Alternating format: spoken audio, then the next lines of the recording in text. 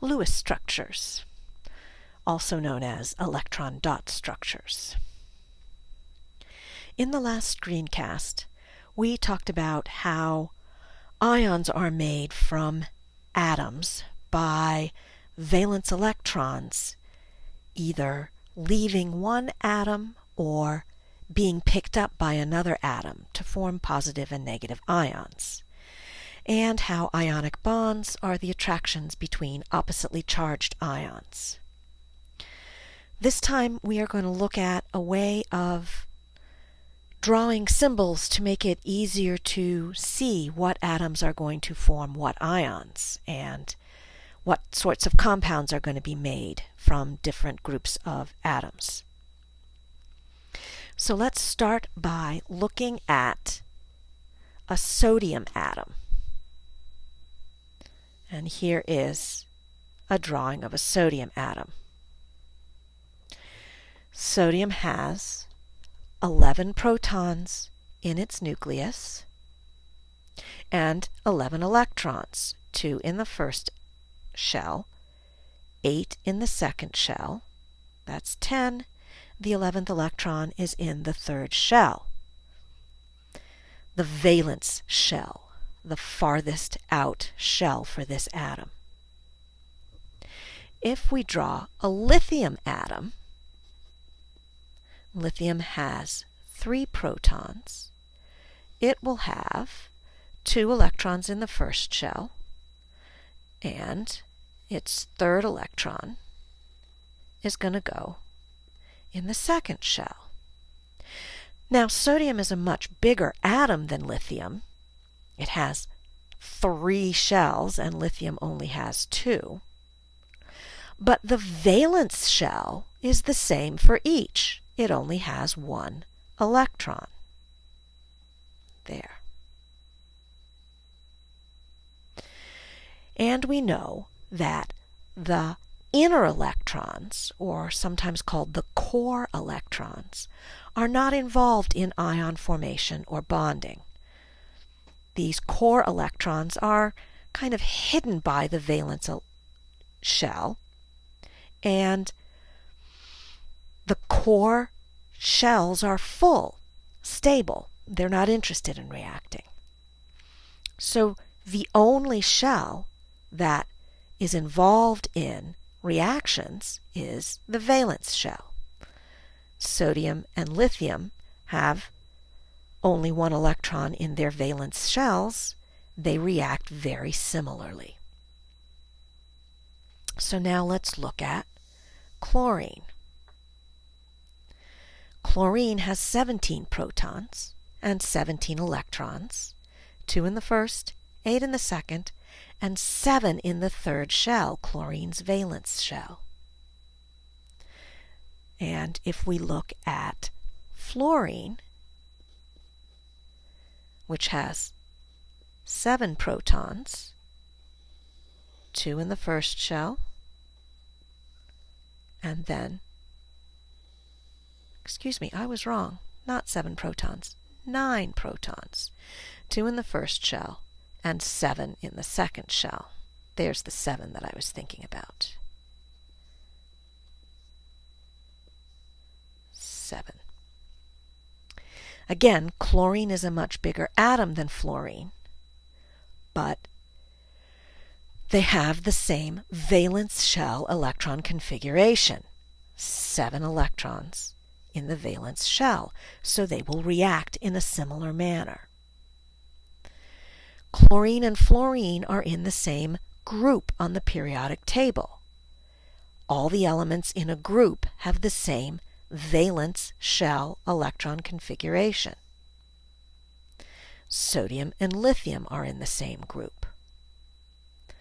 Sodium and lithium are in group 1. They each have 1 valence electron.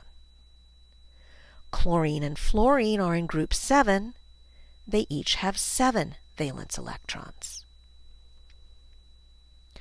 So the American chemist G.N. Lewis came up with a way of drawing chemical symbols and showing just the valence electrons, so it was easy to see how they would react. These are now called Lewis symbols or electron dot symbols. And what Lewis did was he would write the chemical symbol for the element, say sodium, and then dots for the valence electrons, and only the valence electrons. So sodium's electron dot structure is just Na with a single dot for its single valence electron. Similarly, lithium is Li with a single dot for lithium's valence electron. Lithium and sodium have the same electron dot structure. You just write the name or the symbol for the element, but otherwise the same number of dots because they're both in group 1. Similarly, chlorine will have 7 dots for its valence electrons, and fluorine likewise will have 7 dots.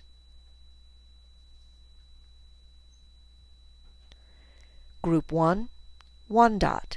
Group 7, 7 dots. So if we are to react sodium and chlorine,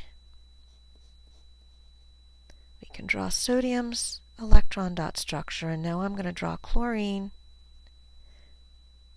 this time with the missing electron over here on the same side where sodium is.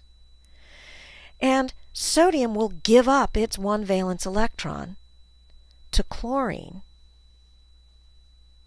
And I call this the lasso method. I have lassoed that electron to show that it moves over to chlorine. And now we have a sodium ion, no valence electrons, so no dots, and a chloride ion, which now has a full valence shell of 8 electrons. And don't forget to put in the symbol for the charge. So we have sodium ions and chloride ions because sodium gave up its single valence electron to chlorine. Now if we look at some elements in different groups, we could draw, for example, magnesium. Magnesium is in group 2, so it has 2 valence electrons. Note, I don't even need to know how many protons are in a magnesium a magnesium atom. I know that magnesium is in group 2, so it must have 2 valence electrons.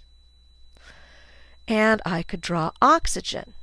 Oxygen is in group 6, so it will have 6 valence electrons.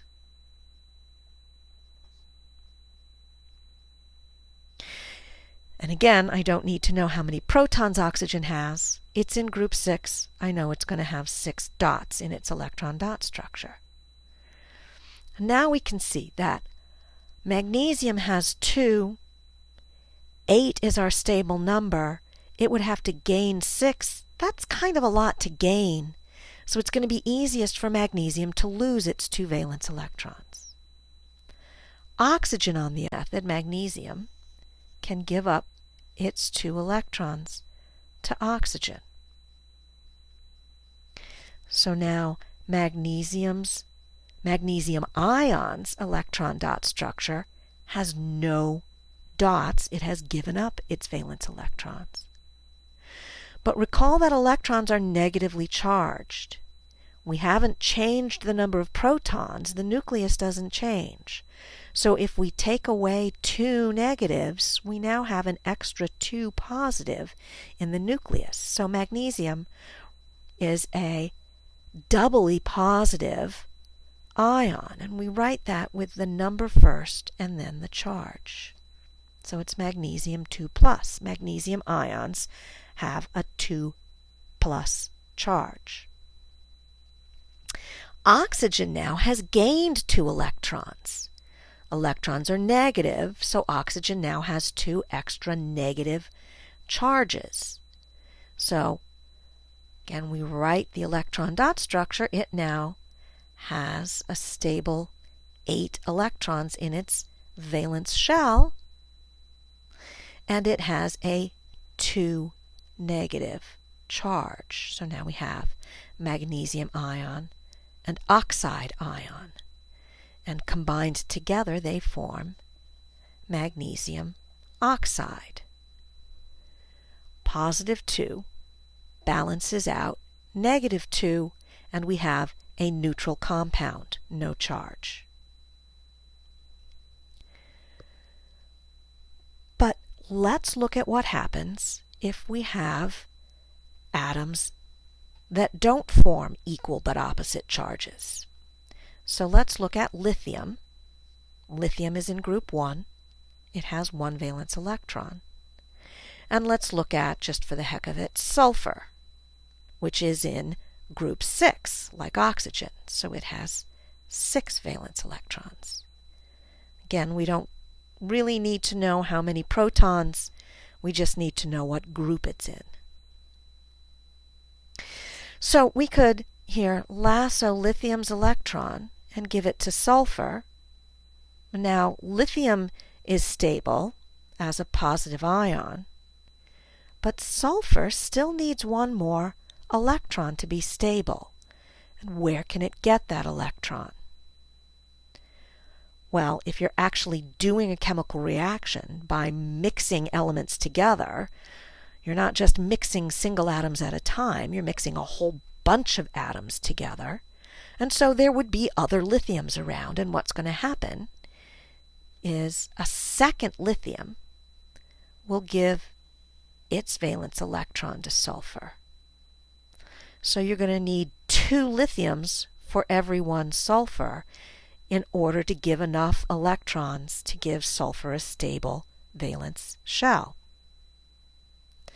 So we end up with 2 lithium ions, no dots because they've given up their valence electrons, and 1 sulfur with a 2 negative charge. It gained 2 electrons, and it has its stable 8 valence electrons. 2 lithiums for every 1 sulfur. And we write the chemical formula of lithium sulfide as Li subscript 2 S. The subscript refers to the number of atoms of the previous element. So the subscript follows the element that it refers to. 2 lithiums for every 1 sulfur.